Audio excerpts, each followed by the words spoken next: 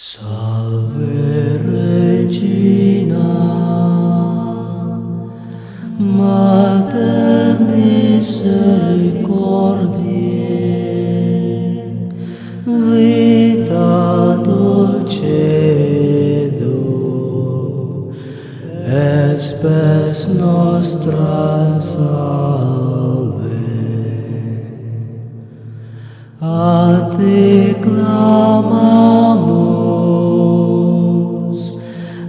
exules Filii Heaven, a te suspiramus, gementes et flentes,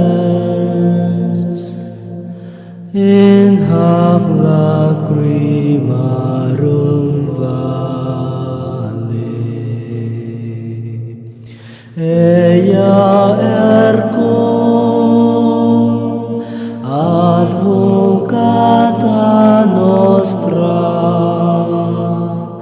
illos tuos misericordes oculos